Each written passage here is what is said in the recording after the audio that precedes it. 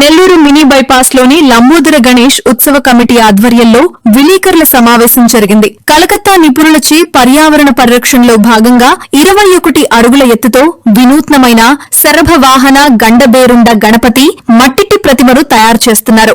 ఎవరి వద్ద నుండి చందాలు వసూలు చేయకుండా 200 మంది కమిటీ సభ్యుల సహకారంతోనే ఈ 5 రోజుల ఉత్సవాలను నిర్వహించనున్నారు. ఒక్కరి వద్ద నుండి కూడా ₹1 కూడా చందాలు వసూలు చేయటం జరగదని, ఈసారి జరిగే 5 రోజుల ఉత్సవాలు ఎంత ప్రతిష్టాత్మకంగా చేస్తున్నామని, దీనికి సహకరించినటువంటి కమిటీ సభ్యులకు ప్రతి ఒక్కరికి పేరు పేరున కృతజ్ఞతలు తెలియజేశారు.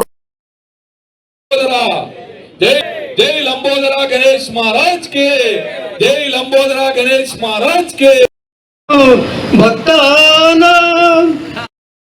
కమిటీ ఏర్పడి 3 సంవత్సరాలు, ఇది 3వ సంవత్సరం. మొదటి సంవత్సరం అతి తక్కువ మందితో అనుకున్నా కూడా 50 మంది కమిటీ ఫామ్ అయ్యి ఈరోజు మొదటి సంవత్సరం తమిళనాడులోని తంజావూరు సెట్టింగ్ని వేసి నెల్లూరు నగరంలో ఈ రాష్ట్రంలోనే పేరు వచ్చే విధంగా మొదటి సంవత్సరం 2024లో మన లంబోదర గణేష్ ఉత్సవ కమిటీ ఏర్పాట్లు చేయడం జరిగింది. ఇక 2025 మీ అందరికీ తెలుసు, మహారాష్ట్ర పూణేలోని త్రిశూల్ గణపతి ఆలయం చరిత్ర, నెల్లూరు నగరంలో ఉన్నటువంటి ప్రజలకు 90% తెలియనటువంటి గుడిని నెల్లూరు నగరానికి తీసుకొని వచ్చి ఆ గుడి సెట్టింగ్ వేసి 3 తొండాల వినాయకుడు నెమలి వాహనం ఆ వినాయకుడిని తీసుకుని వచ్చి 2025 లంబోదర గణేష్ ఉత్సవాలు జరపడం జరిగింది. ఇక 3వ సంవత్సరం 2026 ఈసారి మన లంబోదర గణేష్ కమిటీ అందరూ కూడా ఈసారి వినూత్నంగా ఉండాలి, గత 2 సంవత్సరాల కన్నా ఈసారి భిన్నంగా ఉండాలని మా కమిటీ సభ్యులందరూ కూడా తీర్మానించి ఈసారి మనందరి వినాయకుడు లంబోదర సెంటర్లో ఉండబోయే వినాయకుడు శరభ వాహన గండబేరుండ వినాయకుడు. శరభ వాహన గండబేరుండ వినాయకుడు. ఏందయా ఈ శరభ, ఏందయా ఈ గండబేరుండ చెప్తా 2 నిమిషాలు. పురాణాల్లో, ఇతిహాసాల్లో చదవండి, చూడండి, నెట్లో సెర్చ్ చేయండి. చాలామందికి శరభ అవతారం తెలియదు. గండబేరుండ కొన్ని మనం గుడుల్లో చూసుంటాం, గండబేరుండ పక్షి అని చెప్పి ఉంటాం. పురాతనమైనటువంటి పురాణాల్లో ఉన్నటువంటి ఇతిహాసాల్లో ఉన్నటువంటి గండబేరుండ ఏదైతే శరభ, నరసింహస్వామి, లక్ష్మీ నరసింహస్వామి భక్త ప్రహ్లాదుడి కోరిక మేరకు తన తండ్రిని వధించేటప్పుడు, హిరణ్యకశిపుణ్ణి లక్ష్మీ నరసింహస్వామి వధించేటప్పుడు రాత్రి కాదు, పగలు కాదు, మనిషి కాదు, జంతువు కాదు, ఆయుధం కాదు, ఆయన యొక్క గోర్లతో అసమ సంధ్య వేళ ఉదయం 4:30 గంటలకు ఎవరినైతే హిరణ్యకశిపుణ్ణి వధించినప్పుడు ఆ నరసింహస్వామి ఆగ్రుడైపోయి మన దేవతలందరూ కూడా వేడుకుంటారు.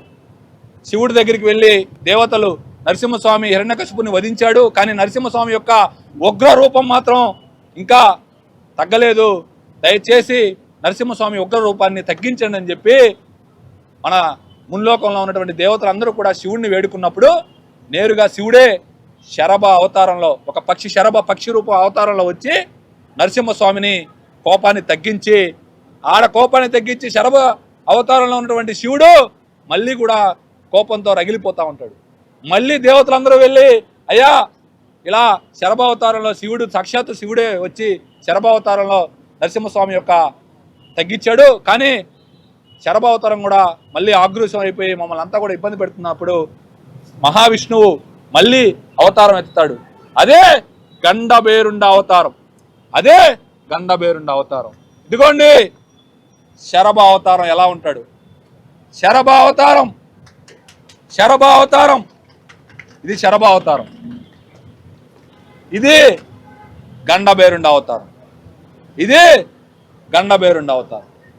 శరభ గండబేరుండ వీళ్ళ ఇద్దరు అంటే సాక్షాత్తు శివుడు మహావిష్ణువు అన్నదమ్ముళ్ళు అంటాం మనం. వాళ్ళిద్దరు కూడా యుద్ధం చేస్తే ఎలా ఉంటుంది? యుద్ధం చేస్తే ఇలా ఉండబోతుంది. ఒక భీకరమైనటువంటి 18 రోజుల పాటు వాళ్ళిద్దరూ ఆ శరభ అవతారం గండబేరుండ పక్షి రెండు కూడా భీకరమైనటువంటి యుద్ధం జరుగుతున్నప్పుడు మళ్ళీ దేవతలందరూ కూడా వెళ్ళి శక్తి స్వరూపి అయినటువంటి అమ్మవారిని కొలుస్తారు. శివుడు మహావిష్ణువు ఇద్దరు కూడా బాగా కొట్టుకుంటా ఉన్నారు. వాళ్ళ యుద్ధం జరుగుతుంది. వాళ్ళిద్దరిలో ఎవరు ఓడిపినా కూడా లోక వినాశనం తప్పదు అన్నప్పుడు ఆ మహంకాళి రూపంలో 10 తలలతో 10 ఆయుధాలతో వచ్చి వాళ్ళిద్దరిని శాంతింపజేస్తుంది.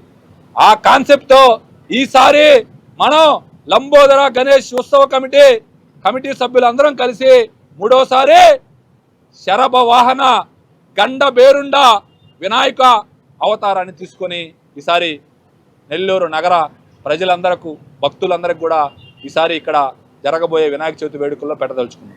నెల్లూరు నగరంలో ఉన్నటువంటి ప్రజలందరూ, నెల్లూరు జిల్లాలో ఉన్నటువంటి ప్రజలందరూ, ఆంధ్ర రాష్ట్రంలో ఉన్నటువంటి ప్రజలందరూ వచ్చే నెల 14/9/2026 సోమవారం నుంచి శుక్రవారం వరకు జరిగే లంబోదర గణేష్ ఉత్సవాల్లో మీరందరూ కూడా పాల్గొని ఈసారి ఆ స్వామివారి కృపా కటాక్షాలకు మీరందరూ కూడా రావాలని, భక్తులందరూ విచ్చేయాలని మరీ కోరుకుంటాం.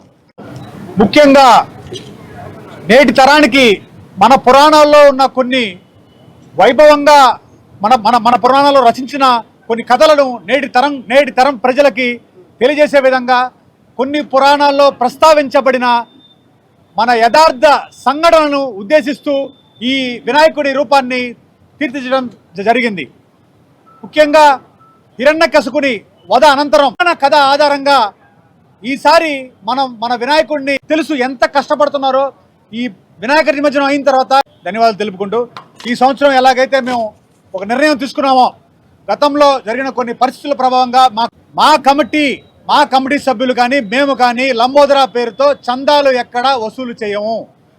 మార్పు కోరుకునేవారు చాలా మంది ఉన్నారు.